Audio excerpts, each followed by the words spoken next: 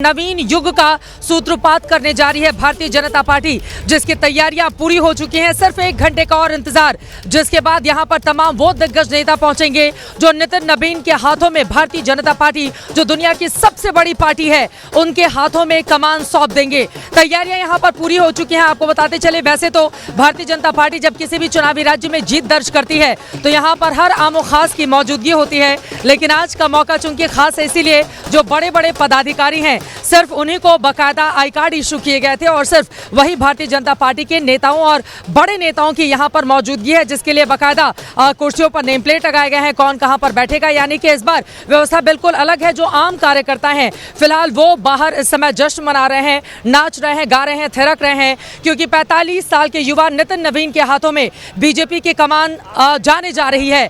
जिस भारतीय जनता पार्टी को एक वक्त पर अटल बिहारी वाजपेयी ने अपनी अध्यक्षता करके पहली बार बीजेपी की सरकार बनाई, लाल कृष्ण आडवाणी जिन्होंने रथ यात्रा करके हिंदुत्व को लेकर हुंकार भरी, भारतीय जनता पार्टी का अपना राष्ट्रवाद है जिसको लेकर नए सिरे से नितिन नवीन को अब आगे बढ़ना होगा। फिलहाल मंच की तस्वीरें आप तक पहुंचाना चाहेंगे। आपको बताते चले, एक तरफ जितने भी बड़े बड़े नेता हैं बिल्कुल मंच के सामने जो कुर्सियां लगाई गई हैं यहाँ पर बैठे हुए हैं। उत्तर प्रदेश के हों, अलग अलग हिस्से को हैं, तमाम जितने प्रवक्ता यहाँ पर मुझे दिखाई दे रहे हैं, जिनमें से प्रेम शुक्ला है, जफर इस्लाम है, प्रदीप भंडारी है, आरपी सिंह है, हरीश द्विवेदी भी यहाँ पर शामिल हैं, जो उत्तर प्रदेश के बस्ती से सांसद रह चुके हैं, और भी कई नेता जो उत्तर दक्षिण पूर्व पश्चिम हर जगह से यहाँ पर पहुंचे हुए हैं। और मंच की तस्वीरें हम आपको दिखा रहे हैं, भारतीय जनता पार्टी संगठन पर्व की ये तस्वीरें इस वक्त आपके सामने है। गिरिराज सिंह केंद्रीय मंत्री बिहार से आते हैं, बिहार का लाल कमाल करने जा रहे हैं। गिरिराज सिंह अपनी प्रतिक्रिया के शब्दों में व्यक्त करते हैं। देश में सबसे युवा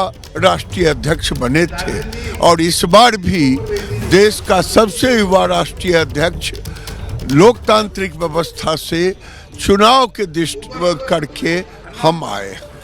कांग्रेस तो ये आरोप लगा रही है ना कि आपने तो पहले ही घोषित कर दिया, अब ये सिर्फ चुनाव एक दिखावा है। कांग्रेस तो ये आरोप लगा रही है। देखिए, हमारे बिहार में कहावत है, चलनी दूसरे सूप को जिसमें सहस्त्र छेद। ये कांग्रेस पार्टी जो वंशवाद का प्रतीक बना है, जो चाटुकारिता का प्रतीक बना है, एक खानदान के लोगों ने, और आज देश के प्रधानमंत्री, देश के गृह मंत्री, देश के नड्डा जी राष्ट्रीय अध्यक्ष जो थे, उन लोगों ने मिल करके ऐसे लोगों को निर्वाचित अध्यक्ष के रूप में लाने का काम किया। इतनी बड़ी जिम्मेदारी उनको आज मिल रही है, क्या लगता है आपको कितने सफल तरीके से इस जिम्मेदारी को निर्वहन करेंगे? देखिए, ये साफ है पवन जी कि नितिन नवीन जी एक सरल स्वभाव के व्यक्ति हैं, कई राज्यों के प्रभारी रह चुके हैं, युवा मोर्चा के राष्ट्रीय महामंत्री रह चुके, तो मुझे लगता है ये 100% का जांचा हुआ संगठन पर खड़े उतरेंगे। धन्यवाद। तो आप गिरिराज सिंह जी को सुन रहे थे कि वो लगातार कह रहे हैं कि नितिन नवीन 100% खरे उतरेंगे और कांग्रेस तो कम से कम ना बोले। उन्होंने कई सारे एग्जाम्पल दिए इस पूरे विषय को लेकर।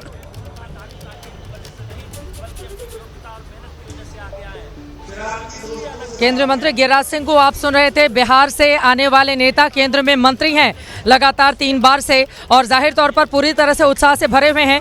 कांग्रेस पार्टी जो तंज कस रही है उस पर कह रहे हैं सूप बोले तो सूप छलनियों बोले, जिसमें 72 छेद। तो कुल मिलाकर कांग्रेस और बीजेपी के बीच वार पलटवार तो जारी रहेगा, लेकिन बड़ा दिलचस्प है, भारतीय जनता पार्टी जहां 45 साल के युवा नितिन नवीन के हाथों में कमान सौंपने जा रही है, वहीं कांग्रेस पार्टी के मौजूदा अध्यक्ष मल्लिकार्जुन खड़गे, उनकी उम्र 83 साल की है।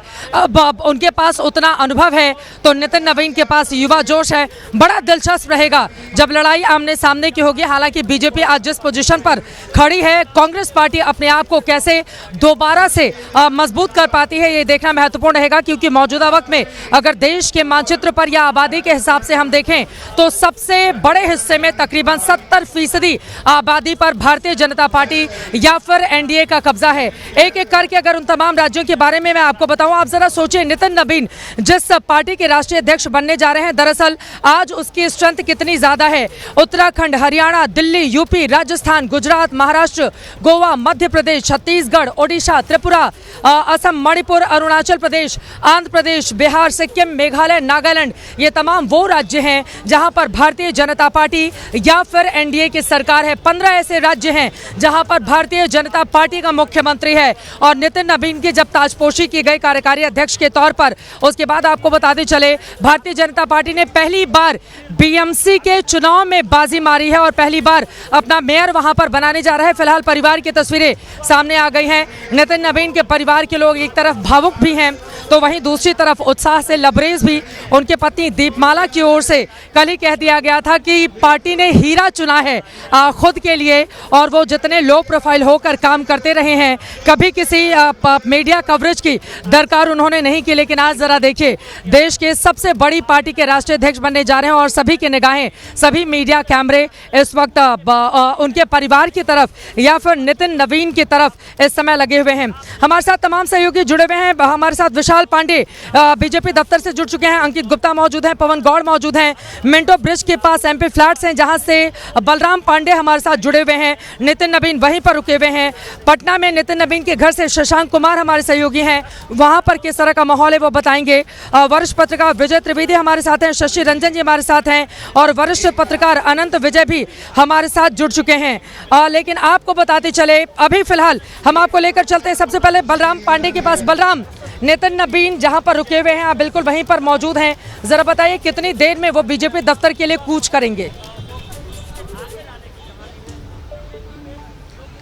देखिए चित्रा, आपको बता दें कि बंगला साहिब गुरुद्वारे में मत्था टेकने के बाद वो सीधे एमपी आवास पहुंचे हैं और इसी 17वीं मंजिल पर नितिन नवीन रुके हुए हैं। उनका परिवार भी यहीं रुका हुआ था, लेकिन उनका परिवार अभी कुछ देर पहले ही बीजेपी मुख्यालय के लिए रवाना हुआ है और माना जा रहा है कि लगभग 11 बजे के आसपास नितिन नवीन यहां से सीधे पार्टी मुख्यालय के लिए निकलेंगे। और आप देख सकते हैं कि उनकी जो टीम है वो यहाँ पर खड़ी हुई है, कई कार्यकर्ता भी यहाँ पर आए हुए थे, लेकिन अभी उन्होंने किसी से भी मिलने से इनकार कर दिया। और आप देख सकते हैं जो सुरक्षाकर्मी है वो भी आपको यहाँ पर नजर आ रहे होंगे।